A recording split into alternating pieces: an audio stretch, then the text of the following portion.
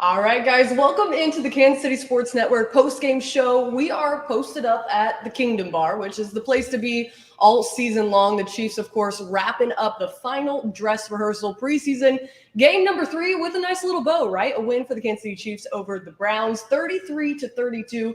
Much thanks to Harrison Butker in the end with that 44-yarder. Now, we got lots to talk about, of course. Thanks to the Kingdom Bar letting us be here in good old Ben Holiday, keeping us juiced up as we like to get through this post-game show. We got to talk about the battle for quarterback 2, right? Who's going to be QB2 backing up Patrick Mahomes?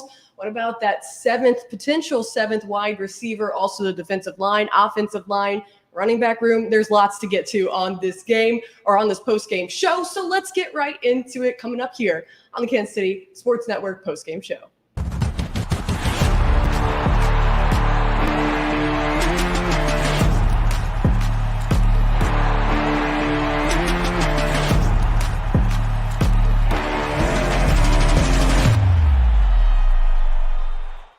All Deshaun Watson-led teams know how to do is blow big leads against the Kansas City Chiefs. Comeback fashion for the Chiefs, 33-32. Lots to cover in this game. What's up, everybody? Kent Swanson, Craig Stout, Maddie Lane. Very excited to be here with you, hanging out on the KCSN post-game show. Plenty to discuss today. We've got all kinds of discussion to have about QB2 later on. We've got plenty of roster crunch decisions that are going to be coming here in the next couple days. Couple big storylines off the top, though, that we want to talk about because there was some fun things to see from players that are lock solid on this team. Let's start with the defensive end group. It was a good group, and it was seeing Felix Anudike-Uzomah, Charles Omenihu, getting to get a look at those two guys specifically. I thought they played outstanding, Maddie. Yeah, I thought this was probably the first game this preseason where if you were watching this Chiefs defensive line, especially their pass rushers, where you felt okay about them. Obviously, Chris Jones still isn't there. So you know that extra boost is still yet to come, but you really got to see the rest of this defensive line, especially some of these younger defensive ends, really put their stamp on this game. It happened early. It happened often. Thankfully, the Cleveland Browns went ahead and played their first team offense for like a quarter. So you got to see Charles Omenihu. You got to see Felix go out there and rush those guys. And those two dudes specifically, I thought really you could see what they have to offer. I mean, I think we should start with Charles Omenihu, whether it was at defensive end or kicking in on the interior, which the interior happened a little bit more with against the second team Cleveland Browns offensive line, but there was still some reps versus the first team. He was dominant.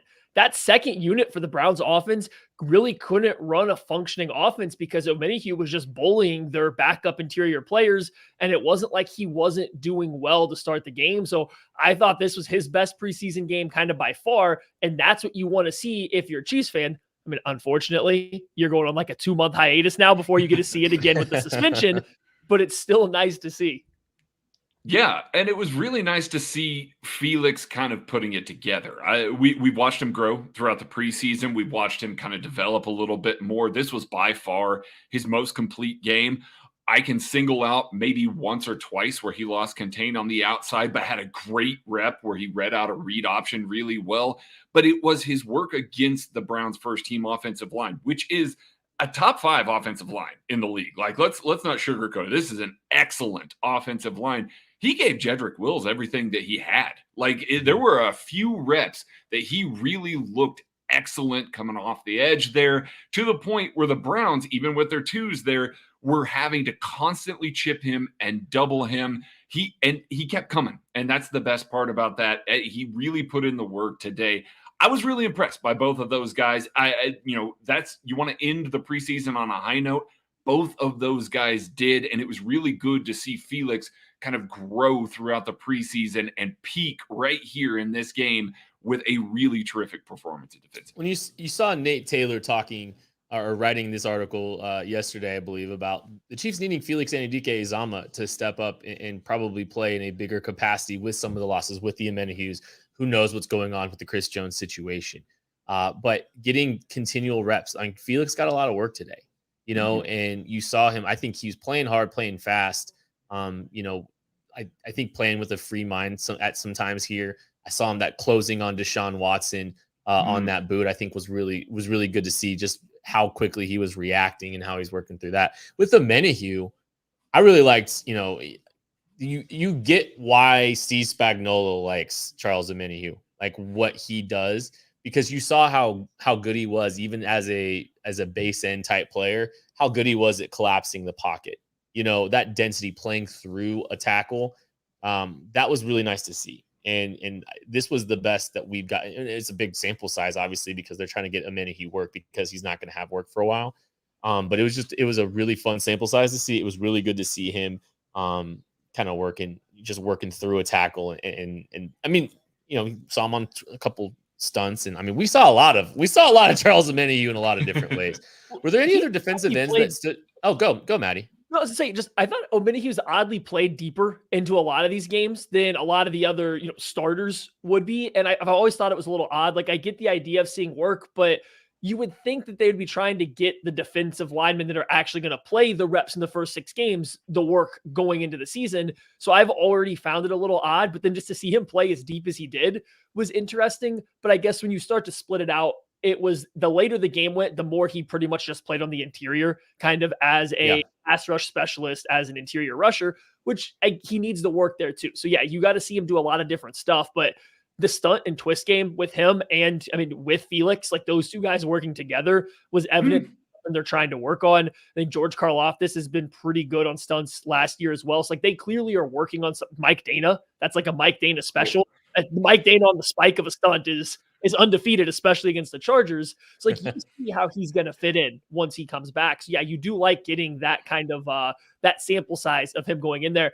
There might be. Is there any other defensive ends you want to talk about, Craig? 'Cause I thought there was a guy that was playing late in the game that you saw a defensive end that was catching your attention there.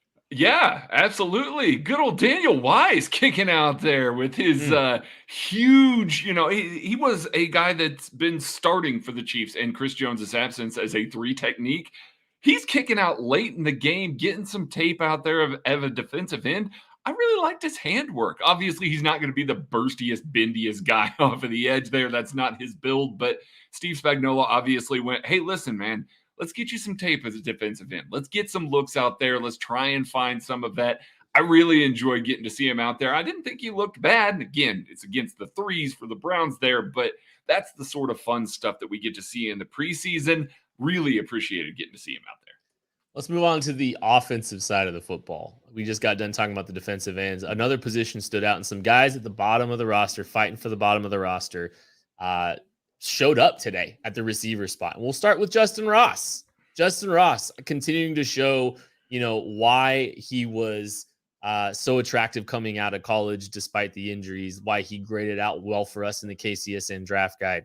And I mean, this dude just continues to step up and make plays. I thought even some of the routes that he ran outside of getting the football were great, but cementing his spot for me, Justin Ross, Sharpie on the fade route from Shane Buechele for a touchdown. That was great to see, Maddie. Yeah, that's what you want to see out of Justin Ross, right? This is what his role for this offense is going to be. When the Chiefs get into the red zone and they need to have somebody go up and get the football, Justin Ross is that guy. They've been a little hesitant to use Travis Kelce and these kind of contested catch situations in the red zone. They focus more on manufacturing some reps and stuff like that. Well, now they got a guy like Ross who can go up and do it. We've seen them design opportunities for guys like Jody Fortson in the past to go up and make these kinds of plays. Now it's just Justin Ross. I think we talk a little bit about what's going to happen with the tight end room and stuff without Jody Fortson. And like, that's still a little bit of a question, but I think the biggest thing that the Chiefs lost with Fortson's injury was this kind of red zone target. Well, you might not have to look any further than Ross. That might be what his entire role is this all season, is just down here in the red zone, taking these 50-50 opportunities, using his size, using his ball skills. Because when you look throughout the rest of the game, the usage is still kind of the same role it's been: outside wide receiver, vertical route tree, not much else. But in the red zone, in that condensed space, that's what plays. And they've been missing that guy for a while. They've tried to make tight ends be that guy. They've tried to bring in guys like Kelvin Benjamin to be that guy. It hasn't worked. Ross might finally be the true answer to that. And they have this very clear and defined role for him, which is what I think he needs to really hit the ground running in the NFL. And not just that, it's the fact that they're willing to throw that back shoulder fade. Kent and I were talking just before, the podcast here. It's been in the playbook. They've been reticent to use it. We're seeing it a lot more. And now that they've got more guys that are on this roster that are contested catch guys, it just makes sense. One more guy that I want to talk about before I throw it back to you, Kent. Amir Smith-Marset made an NFL roster today. Yeah, he did. It may not be the Chiefs. We'll see how that all shakes out. We'll see how the 53-man, and we'll have plenty of time this week to talk about it on the lab, on all of our other podcasts. But Amir Smith-Marset is going to make somebody's 53-man roster. He has looked really good as a wide receiver this entire preseason and, save the best for last. This was a terrific game for him. He was running wide open because he was putting DBs on skates. And Blaine Gabbert was able to find him. That connection was very strong there in the second quarter and the third quarter.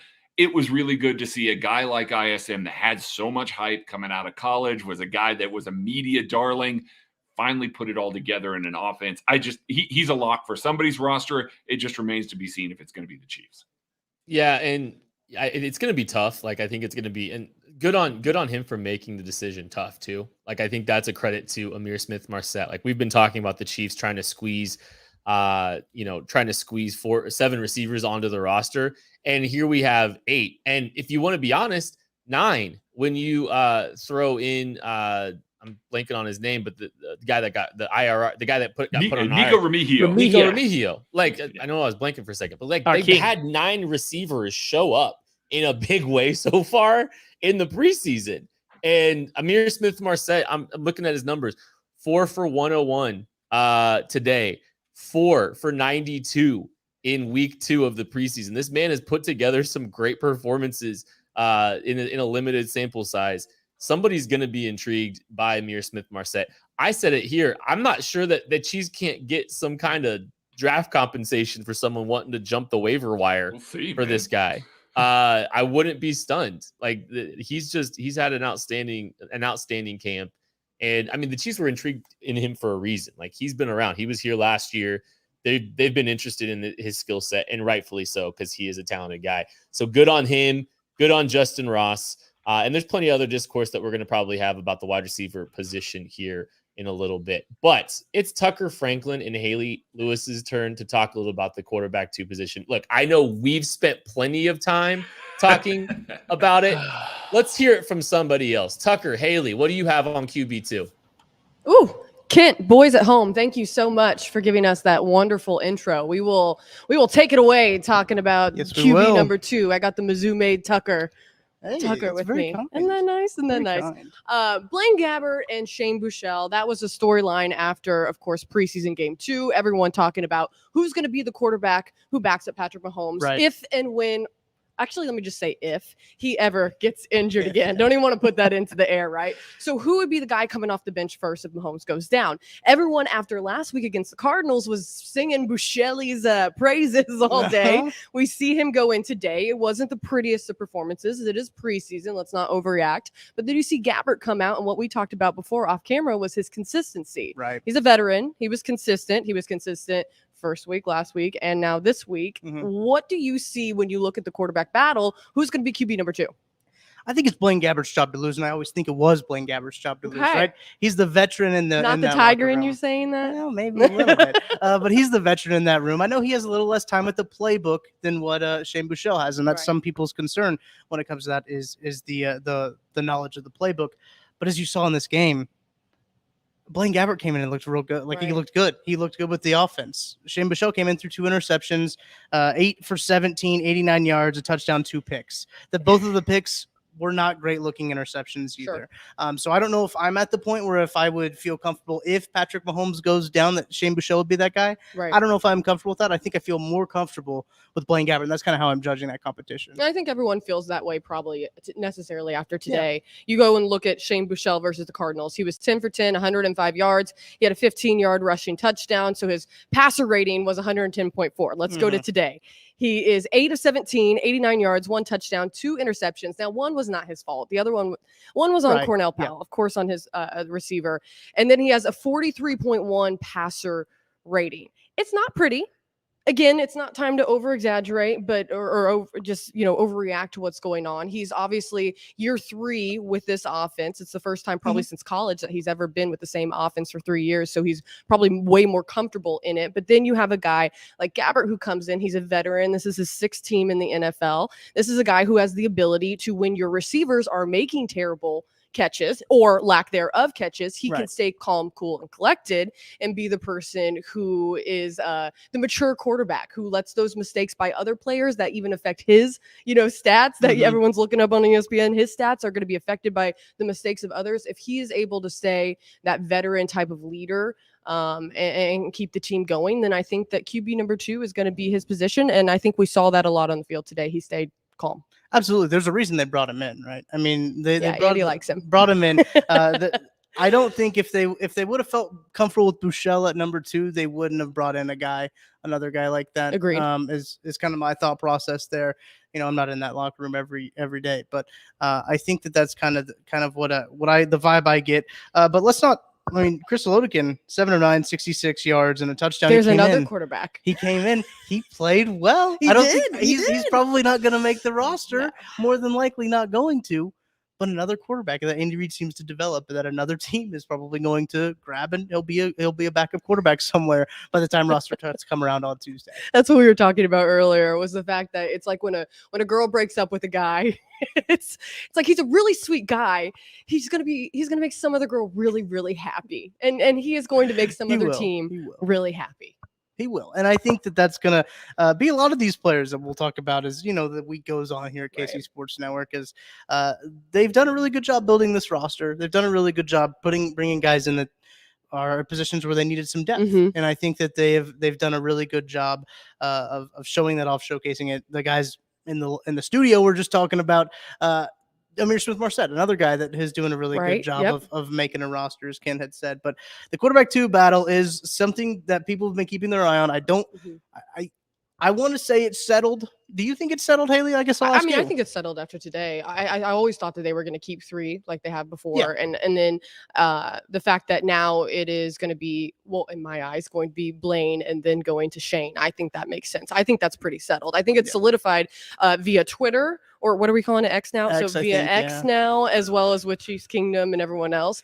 I think it's solidified. I think it, especially today, is what really brought that out, and the fact that things were able to still get done on the field when mistakes were being made. And that's what's going to happen in the preseason, but it's also the person who can bounce back. Now, we did see Buechele bounce back and have, it's not like everything was terrible. I don't want to sit here and act like he wasn't able to go out there and perform and get things done. It's just that if you're looking for the stereotypical Andy Reid veteran quarterback to win out, Blaine did everything that he needed to do today in order to get that done. Right. And I agree with that. I think that this conversation might have got fueled a little bit too much by an Andy Reid comment. Yeah. And I think that maybe that was one of those comments that Andy was like, well, maybe I shouldn't have put that one out there, because I think people ran with it a little bit too much. But I think that you mentioned the consistency with Blaine Gabbert, his veteran kind of poise and presence. You can definitely tell when he takes the field that's what you're getting with Blaine Gabbert.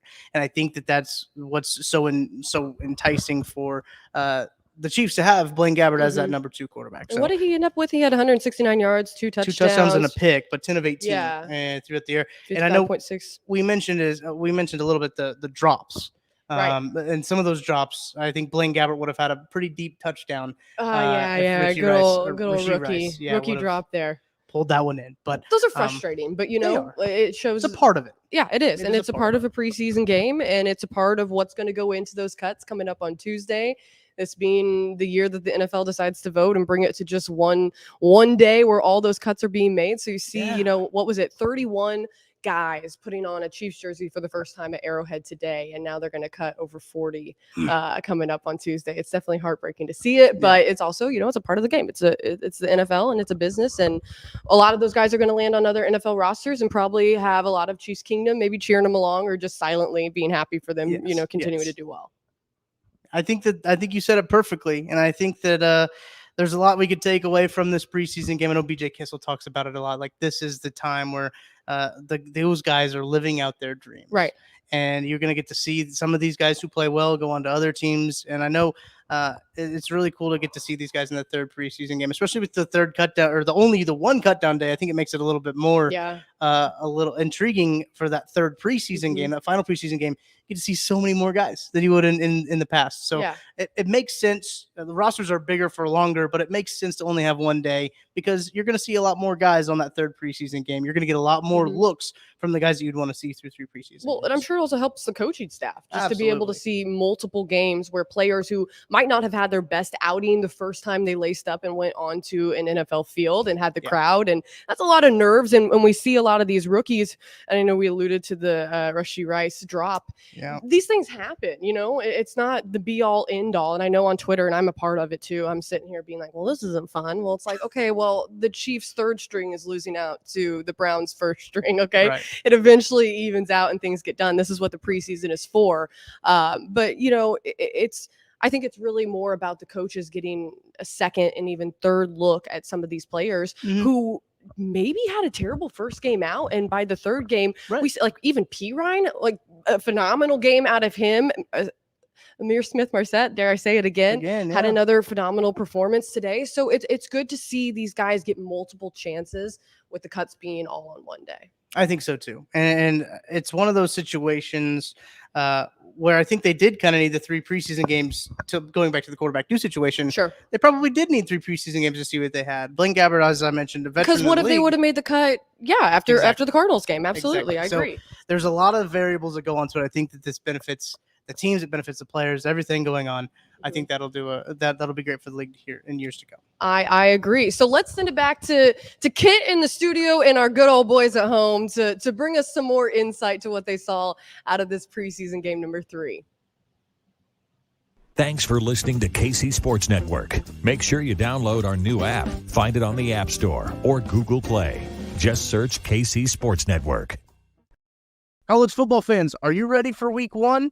DraftKings Sportsbook is hooking you up with a can't-miss offer to start the season strong.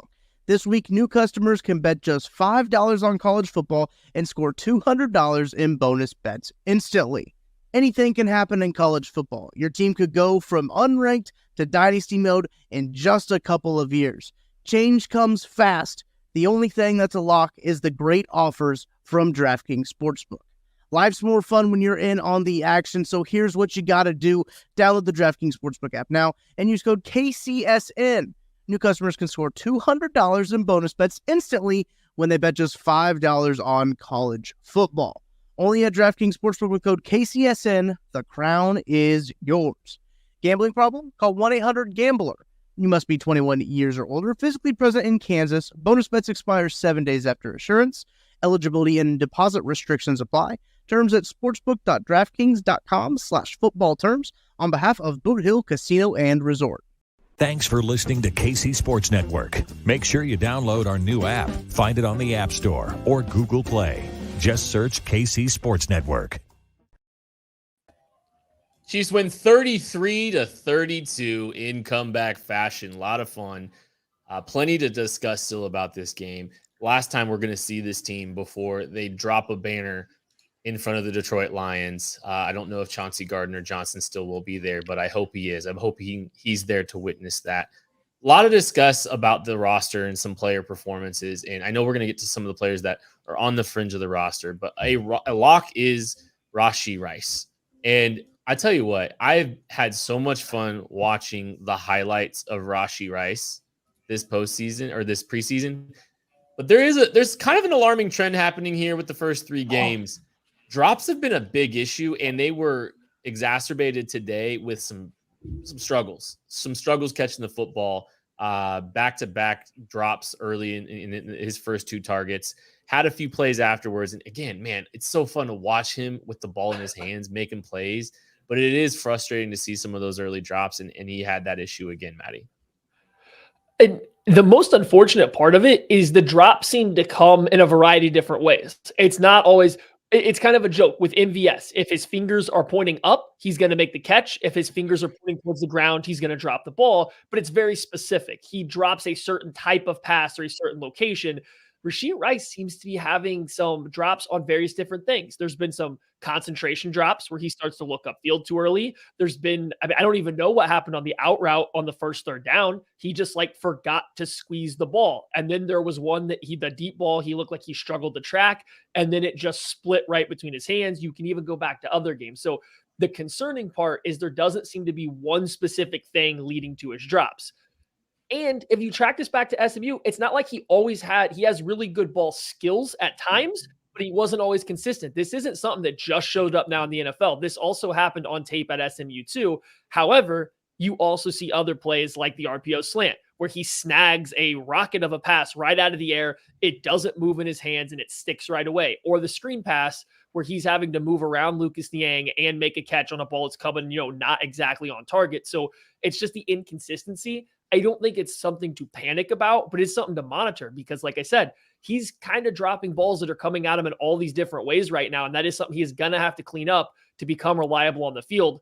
I will say, sorry for talking so much here, Craig, but the big thing that they have for Andy Reid, that doesn't stop Andy Reid from throwing the ball to you. We've seen this Chiefs offense have guys that struggle this exact same way, and they continue to get opportunities. So hopefully Rashi Rice still gets those as well.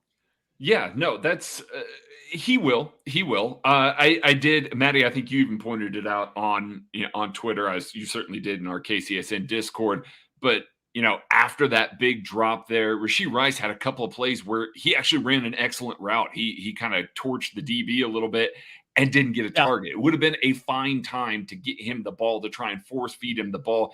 Andy Reid is great at that, at building the confidence of his young players. But yeah, you look at Rashi Rice today, and he should have had 90 yards and a touchdown, on the day. It should have been there. Drops a 62-yard touchdown. He's certainly going to be killing himself. He certainly was on the sideline. And that's the type of thing that I feel like Andy Reid is really good at, kind of rebounding, getting him back in there, getting that confidence back up. And I think once it became clear that he wasn't going to get those targets within the flow, within the structure of the offense as it stood, they found a way to get him a pass, that little screen pass that was out there, that he did a great job pulling that one in out of nowhere and was able to make something out of it, some yards after the catch there. I'm not worried about Rashi Rice, in a big way. Get that man on the jugs machine, and we'll see what happens there.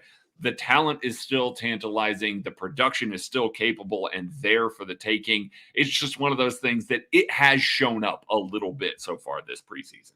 Well, he's different with the ball in his hands. And that's somebody in the way he plays. And you even saw it today. It's like, you just want him on the field, and you want him to earn the trust quickly of Patrick Mahomes and in the confidence, because what he presents and provides to this team it's different than anything that they have, especially in the wide receiver room. There is some dynamic ability that he's been able to put on display so far in this preseason.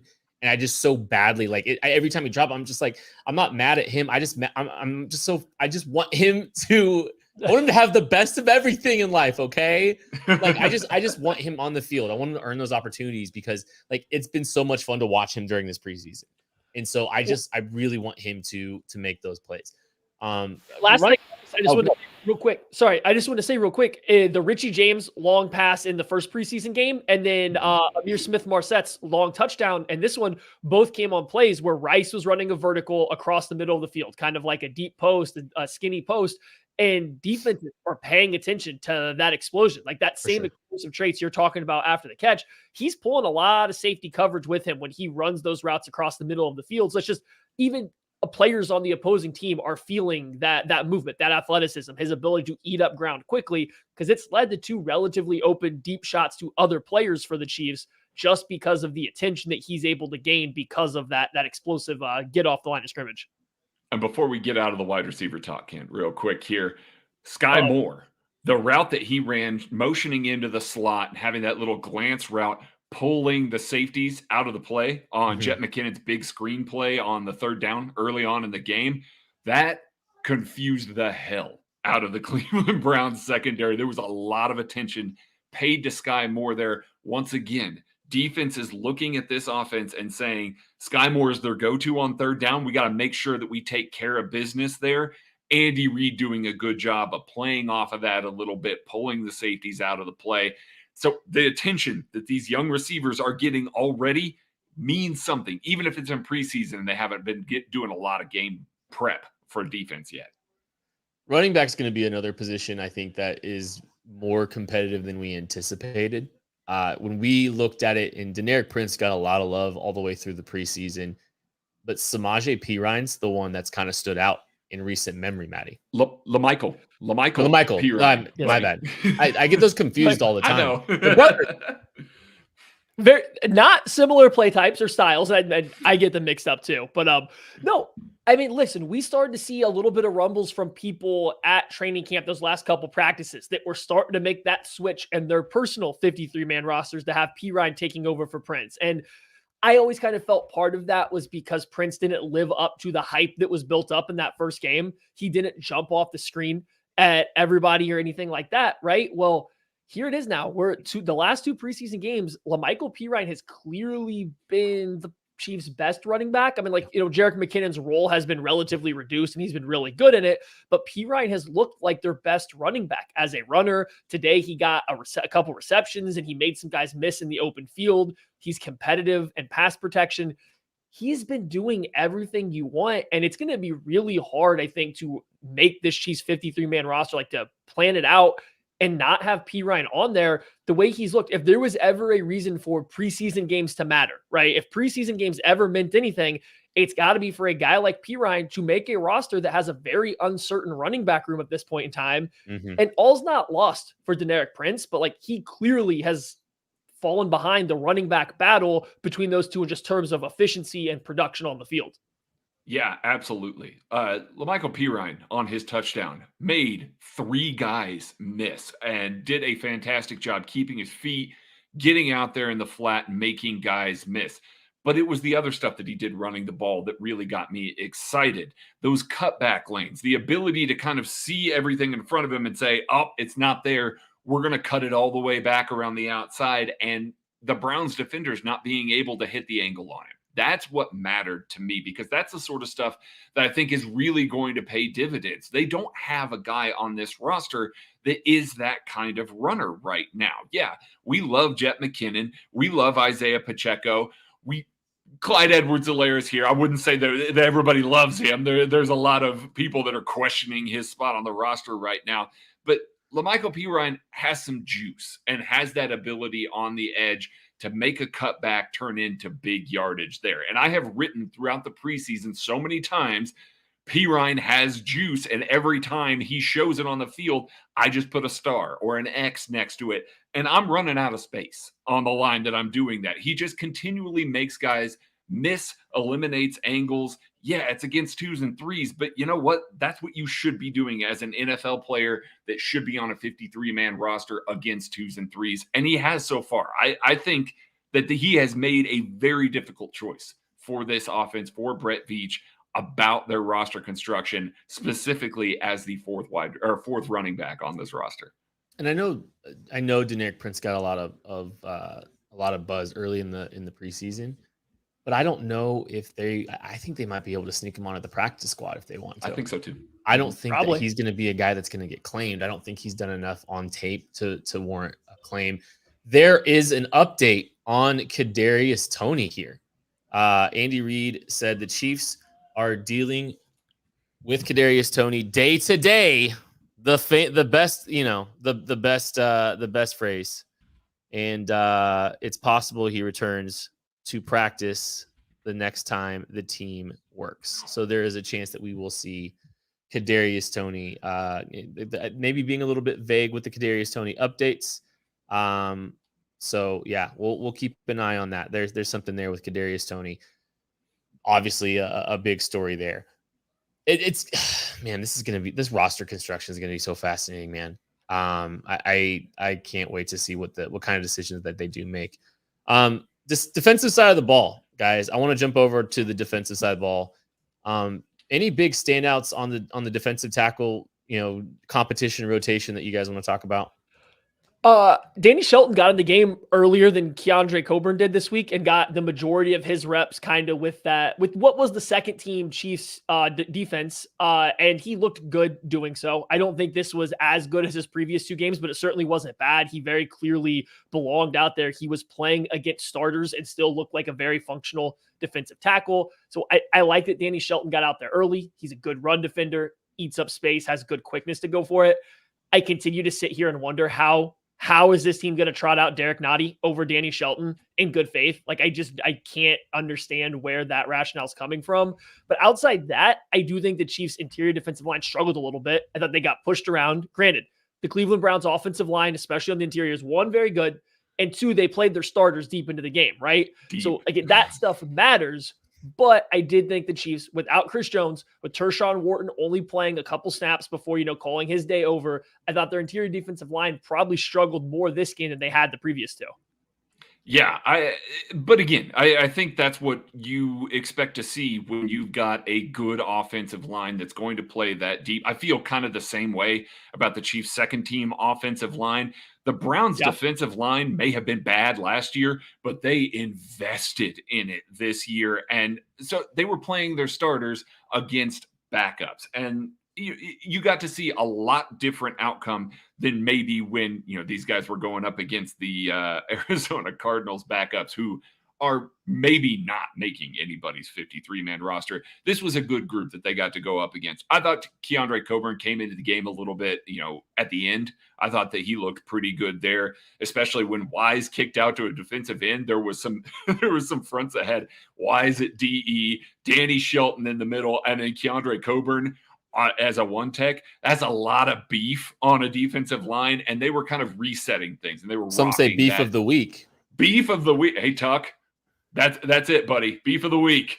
But I felt like largely had a pretty good game, about what we expect from this group. I mean, again, if this team was going up against the Cleveland Browns in week 1 and we walked away with the defensive tackles having this kind of performance, I wouldn't be terribly worried, because that interior offensive line is just so good. But that being said, it's not like they gave up a ton against the run. The Browns only ran for 2.1 yards per carry today, and a lot of that happened towards the end. It was under 2 yards a carry for most of the game. They did a good job still of controlling the line of scrimmage, allowing the linebackers to get there, and then obviously Keandre Coburn comes up with a huge field goal block at the end of the game. We weren't sure who got his hands on it. It was Keandre Coburn there. So he's already winning games for the Chiefs. We loved him. Already winning games for the KC. The guy with the longest arms. All right, before we get out of here, fellas, before we move on to Toast Game, that is, I want any defensive storylines, anything that you feel we should have been talking about before we move on. So, Maddie, anything that you want to bring up on the defensive side of the ball before we get out of here? I think it's a continuing trend. Joshua Williams appears to be cornerback 3 for this team. Once again, he was out there with the first team. He was out there opposite of Trent McDuffie. I believe they went nickel with Shamari Connor coming into the slot again. Now, we don't know if that's a L'Jarius Sneed adjustment or a full-on plan that they have, but Joshua Williams seems to have surpassed Jalen Watson, who played much deeper into the game with the second-team unit. So that's something to keep an eye on as we go forward. I know last year Watson and Williams kind of traded series, games, whatever it may be. Williams seems to have the first shot there, and he had a couple good plays in this game, so hopefully he can keep that up and build on that momentum as we kind of get into the regular season. Mine is more about the second level guys there. I think this linebacker group is pretty well rounded out. I don't know that there's going to be any surprises there, but Nick Bolton not playing today, having Drew Tranquil step in at the mic, I think, the Chiefs could have given him a little bit more time. He got 1 series and then they pulled him. So Steve Spagnuolo obviously feels comfortable with where Drew Tranquil is with everything. I know there's been a lot of questions about where he's going to play, when he's going to play, if he's going to play. Him kind of getting pulled at the same time as Willie Gay Jr. and Leo Chanel, who got dinged up but apparently is okay. It was kind of, it reinforced that they still have a plan for him, that I think that they still have a role for him. I don't think that he's just kind of there to back up every role on this second level, as it's kind of been reported there. I think they do have a plan, because if he was there to back up every role, I think we would have seen him a lot more today, and we didn't. All right, fellas, it is time for my favorite segment of this show. It is Toast Game time. presented by Ben Holiday, bottled in bond bourbon. I can't wait to see what everybody's got here. We're going to go around the room and around both rooms here. Technically 4 rooms if we're going to add the boys at home. So let's start over at Kingdom Bar and Grill. Hayley, toast game. Who you got today? Well, can't you and the boys were just talking so much at home that I'm about out of my whole drink to toast, but I will make a good toast. This is to Andy Reid and Patrick Mahomes. May the force forever be with you. May you have sweet dreams. May you forever be happy, healthy, wealthy, and wise. Sure that's your first drink, Hayley? It was a really strong drink, guys. I'm not going to lie. And we talked a long time, Ken. The cherries. Yeah, and we do talk a lot. So it was a 4-finger pour. It was. So that is my toast, and I will hand it off to Tucker. Well, I realize I don't did you have a drink? have a drink, but I One do of us have is spoon I doing do the have work for two. this. Oh, Cheers. Clay. Lombardi my Luge time? toast. Well, maybe if you're up to it. No, I'm just kidding. I am a lady. My toast goes out to Blaine Gabbert, Mizzou made, cementing that number 2 quarterback spot like everyone always thought he would. Tell him, Tuck. I think that it was a great showing from Blaine. The consistency's there. You heard me wax poetically about Blaine, but my cheers goes to Blaine Tell him. Gabbert. Go get you one of these, Blaine. Blaine. To Go Blaine. get you one of these. Cheers. QB2. Maddie Lane, what you got? Oh, we're going to the trenches. We're going with big Mike Caliendo coming in with the second team unit to play center. He played guard in the first couple games. I thought he looked good there. Now he switches over to center. So now you have a guy that can play center or guard in a pinch. And when you compare him to guys like Nick Allegretti or Darian Kennard, the other backup interior offensive lineman, he's a lot more athletic. He's a lot more mobile. His athleticism matches a Trey Smith or a Joe Thuney in a pinch. I think he's a guy that probably fits a little better along this offensive line if they need a backup. So Mike Caliendo looking good for the 3rd straight game. Cheers. Hopefully he makes a 53-man roster because he deserves it. Shout out Big Mike. Craig, you're getting to close us out because I'm going to go next, okay? Okay. And there is a very specific reason for this. I'm going to go to the other side of the sidelines, and I'm going to toast Juan Thornhill for getting a pick 6 and for having that man knew what was coming. Like, that dude absolutely was flying down and trying to drive on the ball because he saw everything coming because he's seen it a few times in his life. Shout out Juan Thornhill for the touchdown celebration, showing love to Chiefs Kingdom, getting the pick 6, having some fun. All the best except for when you're playing the Chiefs. Shout out our guy, Juan Thornhill. Love that. And he settled the QB2 debate for us. Yes. Shout Thanks, out Juan. All right, I'm going to close it out. I could pick somebody that's very securely on this roster. I could pick somebody that's very, very securely on an NFL roster, but preseason week 3 is for those guys that are getting to live their dreams, getting to kind of realize what it's like to be on an NFL field. Reese Taylor, number 39, Chiefs defense, had himself a hell of a game. Rookie out of Purdue, was everywhere. Got in early in the slot, which makes sense. He's a 5'9" corner. Probably not making this roster. We'll see if he finds himself on another roster. A UDFA guy having that kind of performance in week 3. There are going to be GMs that are going to raise an eyebrow at this performance. This is what it's all about. Showing up in a game that nobody expects anything of you and just playing your ass off. I hope you earn a roster spot or a practice squad spot somewhere, Reese Taylor. Cheers, buddy. Go, Reese. Yeah, and shout out everybody that's put in the work over there in St. Joseph. There's a 90-man roster. There's a lot of guys that are trying to pursue their football dreams. It's a lot of work. And obviously, there's only 53 spots for the Chiefs to keep somebody. But best of luck to everybody who doesn't wind up a Chief on their football jersey.